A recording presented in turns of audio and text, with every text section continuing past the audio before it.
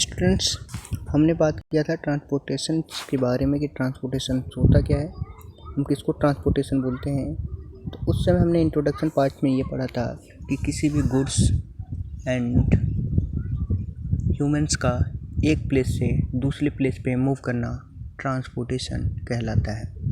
उसके हमने बेनिफिट्स के बारे में बात किया था कि बेनिफिट क्या क्या हो सकते हैं, कि इकोनॉमिक ग्रोथ के बारे में देखा था, सोशल इफ़ेक्ट के बारे में देखा था, पब्लिक सेफ्टी के बारे में देखा था और डिजास्टर मैनेजमेंट के बारे में देखा था कि क्या क्या इसके इफ़ेक्ट थे, क्या क्या इसके यूजेस थे। Now we move on next topic, that is modes, कि जो हमारे पास ट्रांसपोर्टेशन है वो कितने मोड्स में होता है। तो अगर हम ट्रांसपोर्टेशन की बात करें तो ये बेसिकली 3 तरह से बोल सकते हैं कहाँ कहाँ पे मूव हो सकते हैं। एक तो हमारे पास लैंड पे मूव हो सकता है, एक हमारे पास वाटर पे मूव हो सकता है, तीसरा एयर में मूव हो सकता है। तो 3 तरह से हमारे पास मूवमेंट होते हैं।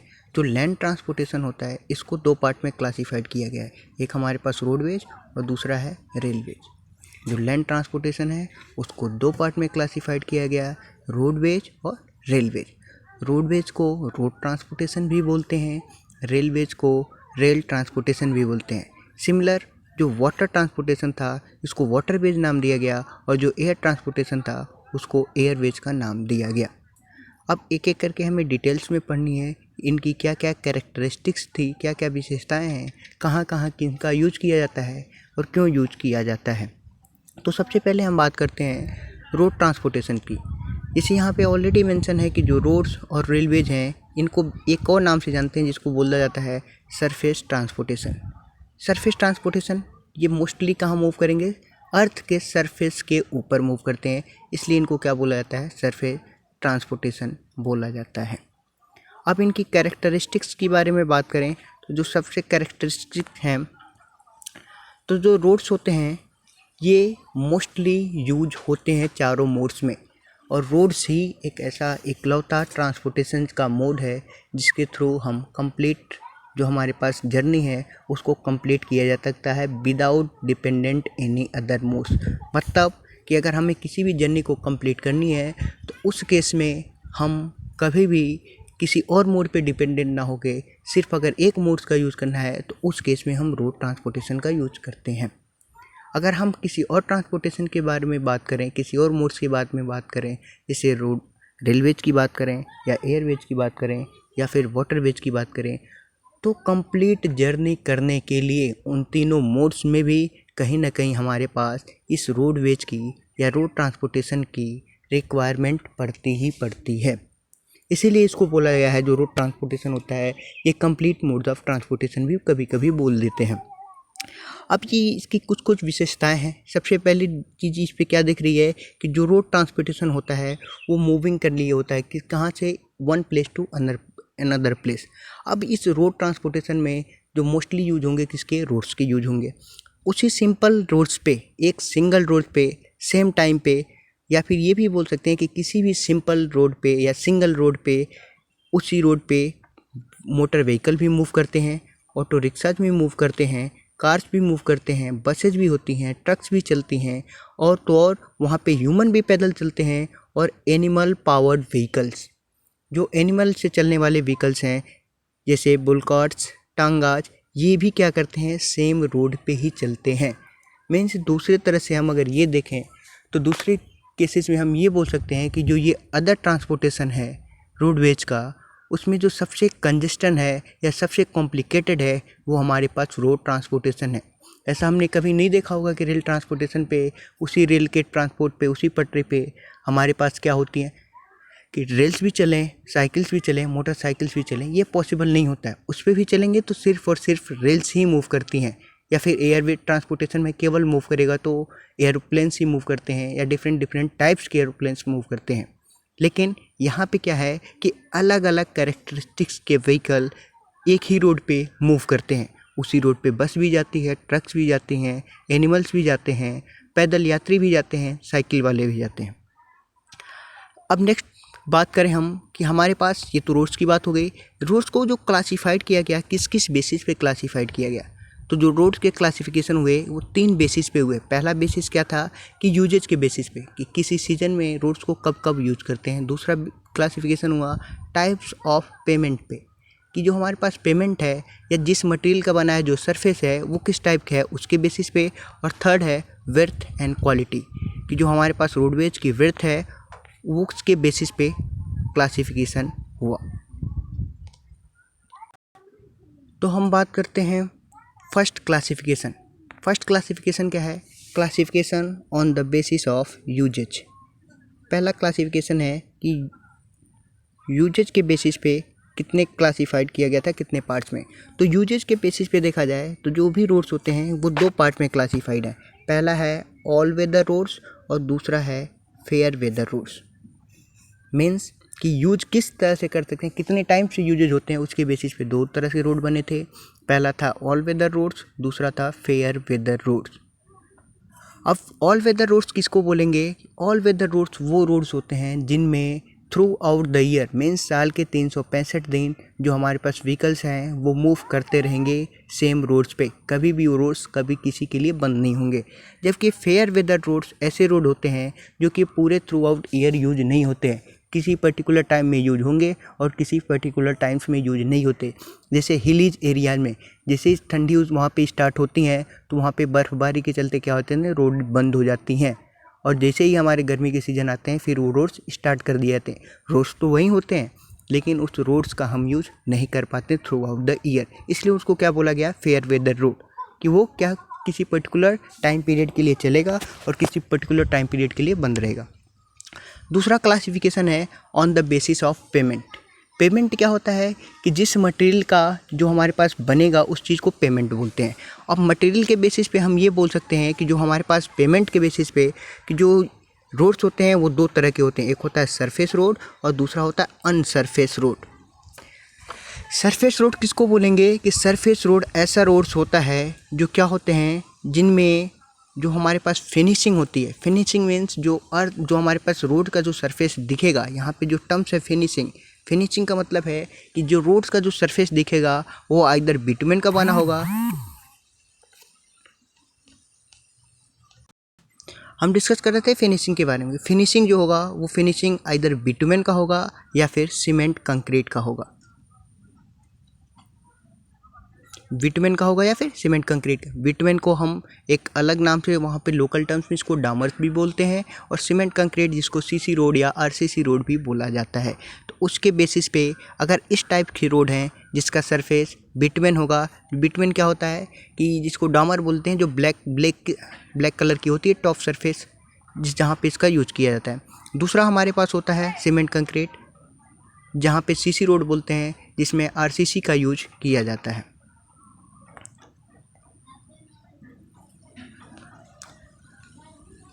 अब हम बात करते हैं जो इसके नेक्स्ट पार्ट्स हैं कि अनसरफेस रोड किसको बोलेंगे। अनसरफेस रोड ऐसा रोड्स होता है जहाँ पे जो इसका सरफेस होगा वो सरफेस या तो मड रोड होगा, या तो मिट्टी का बना होगा, या फिर वाटर बाउंड मैकेडम का बना होगा। मड रोड या तो मिट्टी का बना होगा, जैसे रूरल एरियाज में होते हैं कि किसी के खेत से दूसरे फील्ड में, एक फील्ड से दूसरे फील्ड में, एक खेत से दूसरे खेत में जाते समय क्या करते हैं कि मिट्टी से भर के एक जगह से दूसरी जगह मूव करते हैं। जो रूरल एरियाज होते हैं जो फील्ड में यूज करते हैं, जो किसान यूज करते हैं। दूसरा होता है वाटर बाउंड मैकेडम।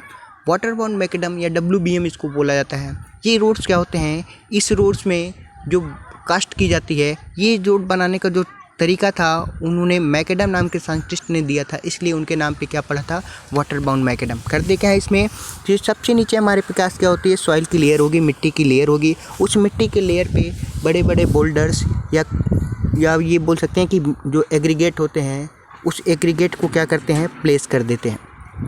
बड़े बड़े एग्रीगेट्स को प्लेस कर दिए, फिर इसके ऊपर इससे छोटे छोटे एग्रीगेट्स को क्या करेंगे, प्लेस कर देते हैं। अब कहीं ना कहीं हमारे पास क्या होंगे, खाली स्पेस बच जाते हैं बीचों में। इनके बीच में क्या होंगे, खाली स्पेस बच जाते हैं। उस खाली स्पेस को फिल करने के लिए, क्योंकि अगर इनके ऊपर व्हीकल मूव किया तो ये क्या होंगे, अभी बॉन्ड नहीं है एक दूसरे में, किसी भी डायरेक्शन में क्या कर सकते हैं, या तो यहाँ से इधर मूव कर जाएंगे या फिर इधर से यहाँ मूव कर जाएंगे। इनको बॉन्डिंग देने के लिए हम क्या करते हैं, ऊपर सैंड की एक लेयर डालते हैं और उस लेयर के ऊपर क्या किया जाता है, वाटर का छिड़काव किया जाता है। जैसे ही वाटर आएगा तो सैंड क्या होगा, पोर होते होते ये क्या चले जाएगी, यहाँ पे जो खाली स्पेस है उस खाली स्पेस को क्या करेगा, उस खाली स्पेस को क्या करेंगे, ये फिल कर देंगे। तो यहाँ पे जितने भी खाली स्पेस आएंगे वो पूरी की पूरी तरह से क्या हो जाएंगे, फिल हो जाएंगे और ये पूरा का पूरा एक कम्पैक्ट हो जाएगा, पूरी तरह से पैक हो जाएगा, जिसकी बेसिस पे इसको बोल जाता है वाटर बाउंड वेक्यूम। वाटर इसमें क्या करेगा, वाटर जो कर रहा है वो बाउंड करने का काम कर रहा है, किसके थ्रू, सैंड के थ्रू, किसको, एग्रीगेट को या कंकड़ पत्थर या जो है हमारे पास बोल्डर्स हैं उसको। नेक्स्ट हम बात करें क्लासिफिकेशन किसके बेसिस पे, जो थर्ड बेसिस क्लासिफिकेशन का जो बेसिस था वो था हमारे पास विड्थ और क्वालिटी। विड्थ की बात करें तो विड्थ हमारे पास, जब हमने स्टार्टिंग में पढ़ा था, इंट्रोडक्शन में बात किया था ट्रांसपोर्टेशन इंजीनियरिंग की, तो उस समय भी हमने एक टर्म्स लिखा था कि IRC, Indian road Congress. Indian road Congress India की क्या थी, एक कमेटी थी जिसके थ्रू क्या डिफाइन किया गया कि जितने भी व्हीकल्स इंडिया में मूव होंगे उनकी विड्थ, हाइट, लेंथ मैक्सिमम कितनी हो सकती है। अगर विड्थ की बात करें तो मैक्सिमम विड्थ कितनी थी, 2.44 मीटर। ये IRC के अकॉर्डिंग हमारे पास जो उन्होंने डिज़ाइन क्राइटेरिया दिया था कि मैक्सिमम जो विड्थ हो सकती है किसी भी व्हीकल की इंडिया में वो मैक्सिमम 2.44 हो सकती है। इसके बेसिस पे क्या किया गया, रोड का डिजाइनिंग किया गया। रोड की डिजाइनिंग के बारे में बात करेंगे हम। नेक्स्ट जो था कि इसके विड्थ पे और इसकी क्वालिटी की बेसिस पे जो क्लासिफिकेशन किया गया वो डिफरेंट टाइप्स के थे। जैसे पहला यहाँ पे दिख रहा है कि एक्सप्रेसवे, जो पहला नाम दिख रहा है वो है एक्सप्रेसवे, दूसरा है नेशनल हाईवे, तीसरा है स्टेट हाईवे, नेक्स्ट है major district road, next other district road, village road और लास्ट है सिटी रोड। सबको एक एक करके डिस्कस करेंगे, लेकिन उससे पहले अगर हम इसकी बात करें क्वालिटी की, तो जैसे जैसे हम नीचे की तरफ मूव करते जाएंगे इसकी क्वालिटी डिग्रेड हो रही है, या फिर ये बोल सकते हैं इसकी क्वालिटी क्या होती है, कम होती जाती है। जैसे जैसे हम ऊपर की तरफ मूव करेंगे इसकी क्वालिटी क्या होगी, इंक्रीज होती जाएगी या क्वालिटी बढ़ती जाएगी। जैसे एक्सप्रेसवे की बात करें तो जो एक्सप्रेसवे की क्वालिटी होती है सबसे हाईएस्ट और सुपीरियर होती है एक्सप्रेसवे की क्वालिटी। उसके बाद होती है नेशनल हाईवेज की क्वालिटी, फिर होती है स्टेट हाईवेज की, फिर होती है मेजर डिस्ट्रिक्ट की, फिर माइनर या अदर डिस्ट्रिक्ट की, नेक्स्ट विलेज रोड की और लास्ट में विलेज और सिटी रोड की। तो एक एक करके हम डिस्कशन करते हैं। तो सबसे पहला टर्म्स है, जो सबसे पहला क्लासिफिकेशन है वो है हमारे पास एक्सप्रेसवे। तो बात ये आती है कि एक्सप्रेसवे को हम डिज़ाइन क्यों करते हैं। अगर हम स्टार्टिंग से देखें तो यहाँ पे एक टर्म्स लिखा हुआ है वॉल्यूम ऑफ ट्रैफिक। अभी तक हमने ये पढ़ा था, अगर मैथमेटिक्स की बात करें तो वॉल्यूम क्या होता है, लेंथ, ब्रेथ और हाइट का कैलकुलेशन करने के बाद जो लेंथ, ब्रेथ और हाइट का मल्टीप्लिकेशन होता है उसको वॉल्यूम बोलते हैं। लेकिन यहाँ ट्रांसपोर्टेशन की बात करते हैं। वॉल्यूम्स का मतलब कि numbers of vehicles, numbers of vehicles कि कितने हमारे पास व्हीकल्स हैं। यहाँ पे वॉल्यूम क्या होता है, नंबर्स ऑफ व्हीकल, किसी भी रोड पे कितने नंबर्स ऑफ व्हीकल्स चलते हैं। अब एक्सप्रेसवे की डिजाइनिंग क्या होती है कि जब वॉल्यूम लार्ज होगा। वॉल्यूम लार्ज का मतलब क्या है कि जब नंबर्स ऑफ व्हीकल्स लार्ज होंगे। अब नंबर्स ऑफ व्हीकल्स लार्ज कैसे होंगे कि सपोज कि किसी जंक्शन पॉइंट पे हमारे पास क्या हो रहे हैं, डिफरेंट स्टेट से आके स्टेट हाईवेज और नेशनल हाईवे इस पॉइंट पे क्या कर रहे हैं, मीट कर रहे हैं। तो कुछ व्हीकल्स इस पे मूव करेंगे, कुछ यहाँ से मूव करेंगे, कुछ यहाँ से, कुछ यहाँ से, कुछ यहाँ से। तो जो इस जंक्शन पॉइंट पे जो नंबर ऑफ व्हीकल होंगे, जो किसी पर्टिकुलर टाइम में अगर देखा जाए तो जो व्हीकल्स की संख्या होगी वो बहुत ही ज़्यादा हो जाएगी। तो उस केस में हमें इस पॉइंट पे क्या करना होता है, एक्सप्रेसवे डिज़ाइन करने होते हैं। अब एक्सप्रेसवे की कुछ ना कुछ हमारे पास डिफरेंट पैरामीटर्स होते हैं, कुछ क्वालिटीज़ होती हैं जिनके बारे में हम अभी डिस्कशन करेंगे।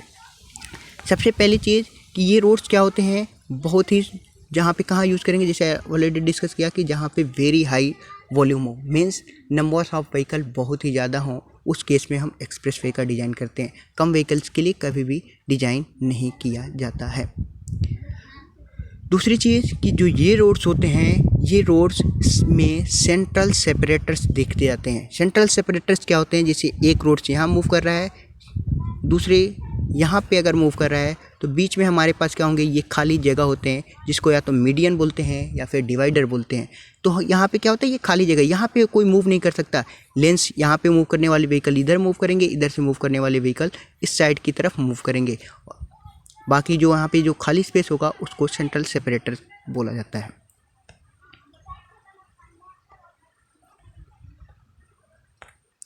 तो यहाँ पे क्या होता है, सेंट्रल सेपरेटर भी प्रोवाइड होता है। और यहाँ पे जो एक बात की और ध्यान दी जाती है कि जो एक्सप्रेसवे होता है वो बहुत ही हाई स्पीड के लिए डिज़ाइन किया जाता है। अगर हाई स्पीड के लिए डिज़ाइन किया जाता है तो वहाँ पे एनिमल व्हीकल्स को या फिर जो एनिमल के थ्रू चलने वाले व्हीकल्स हैं या एनिमल्स हैं या स्लो मूविंग व्हीकल्स हैं उनको अवेयर रखा जाता है, वहाँ से बाहर ही रखा जाता है। वहाँ पे एंट्री करने के लिए उसकी रिक्वायरमेंट या उसकी ज़रूरत नहीं पड़ या उसको अलाउ ही नहीं किया जाता। अगर नेक्स्ट बात करें हम कि इसकी नेक्स्ट प्रॉपर्टी क्या है, तो जो यहाँ पे जो एक्सप्रेसवे होता है वहाँ पे क्या होता है कि ट्रैफिक सेपरेटर्स भी लगे होते हैं। ट्रैफिक सेपरेटर्स मीन्स कि अलग अलग लेन्स में अलग अलग व्हीकल मूव करते हैं। ऐसा नहीं है कि वहाँ पे जो है कि कोई भी व्हीकल कभी भी कहीं भी मूव कर जाएगा। दूसरी चीज़ कि जो ये डिज़ाइन किए जाते हैं ये सुपीरियर स्पीड के लिए, बहुत ही हाई स्पीड के लिए डिज़ाइन किए जाते हैं। इस एक्सप्रेसवे पे कहीं भी पार्किंग अलाउ नहीं होता है, कहीं भी लोडिंग और अनलोडिंग किसका, गुड्स का अलाउ नहीं होता है। ऐसा नहीं है कि कहीं भी एक्सप्रेसवे को हम क्या करें, गाड़ी को रोकें, वहाँ पे सामान उतारें या वहाँ सामान ला दें, ऐसी इस चीज़ पे प्रोवाइड नहीं की जाती है। नेक्स्ट पॉइंट है कि स्लो मूविंग व्हीकल्स को भी यहाँ पे अलाउ नहीं किया जाता, उसको परमिटेड है, रिस्ट्रिक्टेड है, वहाँ पे अलाउ नहीं है। और ये सारे के सारे रोड कंट्रोल होते हैं एंट्री पॉइंट्स के थ्रू। मीन्स कि जो ये हाईवेज होंगे, जो एक्सप्रेसवे होंगे, ये सिर्फ और सिर्फ किसी पर्टिकुलर एंट्री पॉइंट के थ्रू ही क्या करेंगे, एंट्री ले पाएंगे। ऐसा नहीं है कि अगर ये एक्सप्रेसवे चल रहा है तो कोई रैंडम व्हीकल यहाँ से मूव कर गया, कोई यहाँ से मूव करेगा, ऐसी पॉसिबिलिटी नहीं होती एक्सप्रेसवे में। यहाँ पे सिर्फ और सिर्फ एंट्री हमेशा एंट्री पॉइंट से ही मिलेगी और किसी भी पॉइंट से ये एंट्री नहीं कर सकते, सिमिलर एग्जिट नहीं कर सकते किसी भी पॉइंट्स की। नेक्स्ट हम बात करें, नेक्स्ट हमारे पास जो टॉपिक्स जो हमारे पास है वो है नेशनल हाईवे। एक्सप्रेसवे से जो इसकी डिज़ाइन स्पीड होती है नेशनल हाईवे की वो थोड़ी सी कम होती है। और जो नेशनल हाईवेज होता है ये क्या करता है, ये नेशनल कैपिटल जो हमारे देश की कैपिटल होती है उसको इम्पोर्टेंट सिटीज़ से, सी पोर्ट से जिसको बंदरगाह बोलते हैं, एयरपोर्ट से, टूरिस्ट स्पॉट से कनेक्ट करने का काम होता है। हालांकि ये कभी कभी नेबरिंग कंट्री को भी क्या करते हैं, कनेक्ट करते हैं। जो इनकी डायमेंशंस होती हैं, जो इसकी डायमेंशंस होती हैं वो एटलीस्ट 8 mm वाइड होती हैं। जो इसकी चौड़ाई होती है वो मिनिमम 8 मीटर चौड़ी होनी चाहिए। नेशनल हाईवे की जो चौड़ाई है 8 मीटर होनी चाहिए और वहाँ पे 2 मीटर का शोल्डर दोनों साइड प्रोवाइड होने चाहिए। अब ये शोल्डर्स क्या होते हैं कि अगर हम कोई रोड डिज़ाइन कर रहे हैं, सपोज ये हमारे पास रोड की विड्थ है, तो विड्थ कितनी होनी चाहिए, मिनिमम 8 मीटर की होनी चाहिए। तो रोड्स के दोनों साइड कुछ खाली स्पेस छोड़ा जाता है, उस खाली स्पेस को क्या बोलते हैं, शोल्डर्स बोलते हैं। ये कहाँ पे छोड़े जाएंगे, रोड्स के दोनों साइड। अब ये दोनों साइड जो रोड्स के खाली स्पेस हैं इसको शोल्डर्स होते हैं। नेशनल हाईवे और स्टेट हाईवेज के केस में ये मिनिमम 2 मीटर रखे ही जाते हैं, 2 मीटर से कम इसको नहीं रख सकते। नेक्स्ट पॉइंट कि जो यहाँ पे हमारे पास नेशनल हाईवे होते हैं ये डिज़ाइन और मेंटेन किसके द्वारा किए जाएंगे, सेंट्रल गवर्नमेंट एजेंसीज की। जो सेंट्रल गवर्नमेंट एजेंसीज हैं लाइक CPWD और MES means central public work department या मिलिट्री इंजीनियरिंग सर्विसेज के थ्रू क्या किए जाएंगे, ये डिज़ाइन किए जाएंगे और मेंटेन किए जाएंगे। नाउ नेक्स्ट हम बात करें स्टेट हाईवेज की। तो जो स्टेट हाईवेज की क्वालिटी होगी वो नेशनल हाईवेज के कंपेरिजन में उससे थोड़ी सी कम होगी। ये जो बिल्ट होते हैं ये स्टेट गवर्नमेंट में क्या करेंगे, जो काम नेशनल हाईवेज का नेशनल के थ्रू नेशनल के लिए होता है, नेशन के लिए होता है, वही काम स्टेट हाईवे का स्टेट के लिए होगा। मीन्स ये क्या करेंगे, इम्पोर्टेंट सिटी किसकी, स्टेट की, उस इम्पोर्टेंट सिटी को स्टेट कैपिटल के थ्रू कनेक्ट, स्टेट कैपिटल से कनेक्ट करेगा। नेशनल हाईवे का काम क्या था कि नेशनल की कैपिटल को देश के इम्पोर्टेंट सिटीज़ के कनेक्ट करना, इवन नेबरिंग कंट्री से भी कनेक्ट करना। जबकि स्टेट हाईवे का सेम काम है कि स्टेट की इम्पोर्टेंट सिटीज़ को स्टेट कैपिटल के साथ कनेक्ट करना। या फिर दूसरा काम ये भी हो सकता है, दूसरा वे कि ये नेबरिंग स्टेट्स को भी क्या करेगा, कनेक्ट कर सकता है। सिमिलर कि ये जो रोड्स होते हैं ये मेंटेन किए जाएंगे स्टेट गवर्नमेंट्स के। जो हमारे पास नेशनल हाईवे थे वो सेंट्रल गवर्नमेंट देखता है, और जो स्टेट हाईवे होता है वो उस पर्टिकुलर स्टेट की गवर्नमेंट देखती है। इस रोड की भी जो डायमेंशंस होती हैं वो डायमेंशन 8 मीटर वाइड होगा और 2 मीटर शोल्डर्स होंगे। शोल्डर्स क्या होते हैं कि खाली स्पेस छोड़ा जाता है रोड्स के दोनों साइड, इसको शोल्डर्स होते हैं इमरजेंसी का पर्पज़ के लिए। जैसे ओवरटेकिंग, किसी व्हीकल का अगर ओवरटेक करना है तो उस केस में हम क्या करेंगे, उस इमरजेंसी लेन का यूज़ कर लेंगे। नेक्स्ट है हमारे पास MDR, जिसको मेजर डिस्ट्रिक्ट रोड बोलते हैं।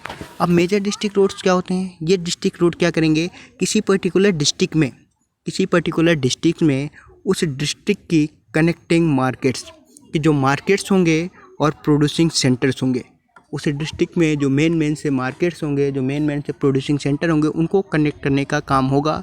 या फिर उस जो मार्केट्स और प्रोड्यूसिंग सेंटर को आसपास से जाने वाली कोई स्टेट हाईवे या नेशनल हाईवे होगा तो उससे क्या करेगा, वो कनेक्ट करेगा। जो आसपास का स्टेट हाईवे होगा या नेशनल हाईवे जो उस डिस्ट्रिक्ट से होके जा रहा होगा उससे क्या करेगा, कनेक्ट करेगा। या आसपास का कोई रेलवे स्टेशन है उससे कनेक्ट करेगा। तो ये काम होता है हमारे पास मेजर डिस्ट्रिक्ट रोड का। हालांकि इनकी जो डिज़ाइन स्पीड होती है, इनकी ज्योमेट्री डिज़ाइन होती है। ज्योमेट्री डिज़ाइन मीन्स इनकी stopping side distance, super elevations क्या होते हैं, इनकी स्पीड कितनी रखनी है, वो सारी की सारी बहुत क्या होती है, कम होती है as compare to national highway या स्टेट हाईवेज की। इतनी बातें क्लियर हैं। तो जो नेक्स्ट हम बात करेंगे वो है माइनर या अदर डिस्ट्रिक्ट रोड। जो माइनर और अदर डिस्ट्रिक्ट रोड्स का काम क्या होता है कि ये क्या करते हैं, रोड्स होते हैं, ये ऐसे रोड्स होते हैं जो क्या करते हैं, मार्केट सेंटर्स को किसी अदर मेन्स रोड से कनेक्ट करते हैं। मेजर डिस्ट्रिक्ट रोड क्या करता था, डिस्ट्रिक्ट के इम्पॉर्टेंट मार्केट्स को और इम्पॉर्टेंट एरिया को किसी स्टेट हाईवे से या फिर किसी अदर प्लेस से ऐड करेगा, ज्वाइन करेगा। जबकि यहाँ पे क्या करेंगे माइनर वाले कि उस स्टेट के उस डिस्ट्रिक्ट के अंदर जो अदर हमारे पास मार्केट प्लेस होंगे उनको क्या करेगा, एक दूसरे के थ्रू कनेक्ट करेगा। ये जो हमारे पास जो मेजर डिस्ट्रिक्ट रोड्स होते हैं या जो माइनर डिस्ट्रिक्ट रोड्स होते हैं, जो हमारे पास मेजर और माइनर डिस्ट्रिक्ट दोनों के दोनों जो रोड्स होते हैं वो किसके थ्रू मेंटेन किए जाएंगे, तो डिस्ट्रिक्ट अथॉरिटी के थ्रू। कौन इसको मेंटेन करता है, डिस्ट्रिक्ट अथॉरिटी मेंटेन करता है, लेकिन किसके हेल्प से, स्टेट गवर्नमेंट्स के हेल्प से। नेक्स्ट हम बात करते हैं विलेज रोड्स की कि विलेज रोड्स क्या होते हैं। विलेज रोड्स क्या करते हैं कि ये क्या करेंगे, एक विलेज को दूसरे विलेज से कनेक्ट करेंगे या फिर ग्रुप ऑफ विलेज को एक दूसरे से कनेक्ट करते हैं। उनसे एक दूसरे से कनेक्ट करने के बाद फिर ये क्या करते हैं, रोड्स अपने से हायर कैटेगरी जैसे हमने यहाँ पे देखा था शुरू में कि कौन कौन सी कैटेगरीज होती हैं कि एक्सप्रेसवे क्या था, नेशनल हाईवे क्या था, स्टेट हाईवे क्या थे। तो यहाँ पे हम बात करेंगे तो जो हमारे पास ये विलेज रोड है ये क्या करेगा, जो एक विलेज को कनेक्ट दूसरे विलेज से कनेक्ट करेगा या ग्रुप ऑफ विलेज को कनेक्ट करने के बाद अपने से जो सुपीरियर क्वालिटी के हैं या अपने से हायर कैटेगरी, जैसे यहाँ पे MDR, ODR, state highway, national highway, तो उससे क्या करेगा, ये कनेक्ट करेगा।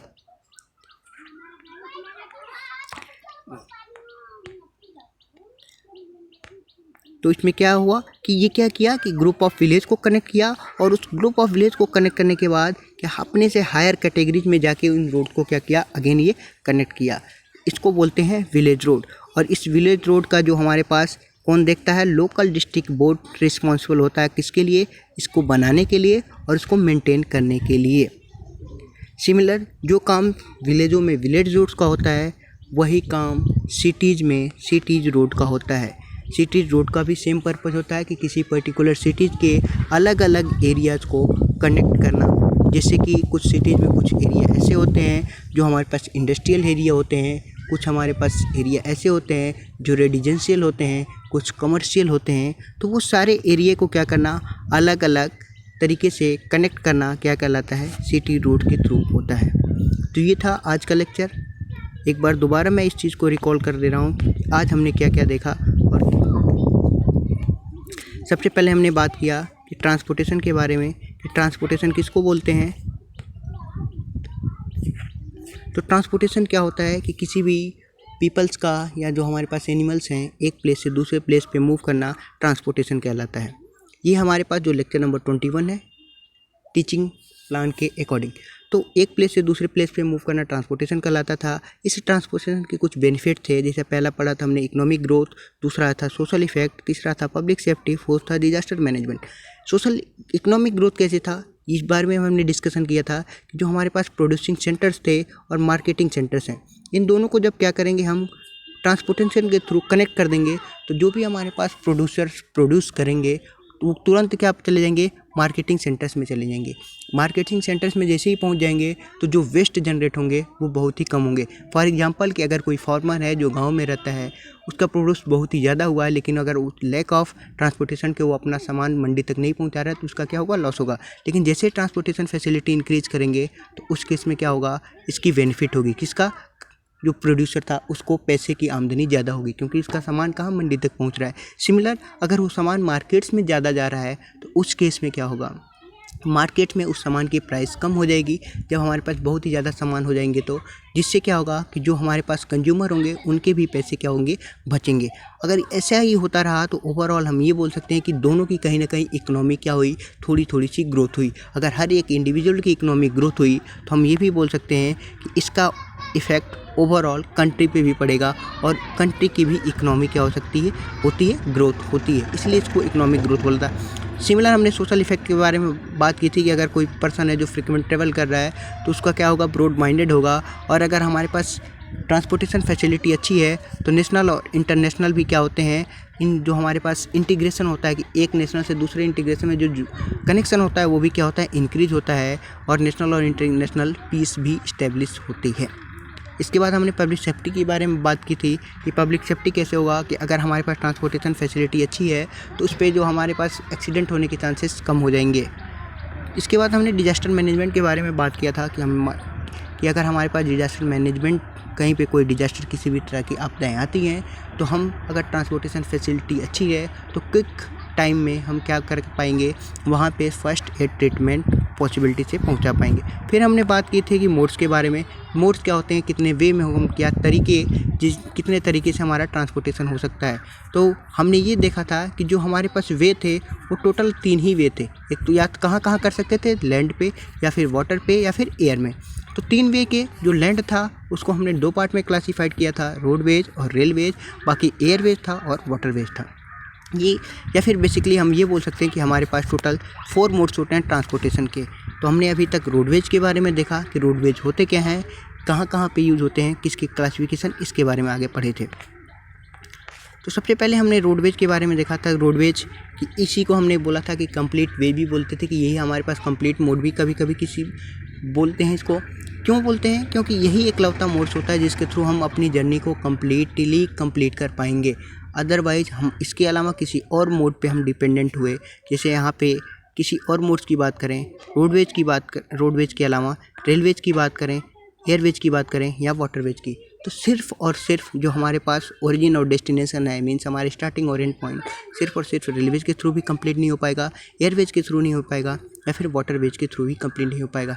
इन तीनों को कंप्लीट करने के लिए कहीं ना कहीं हमें रोडवेज का सहारा लेना ही पड़ता है।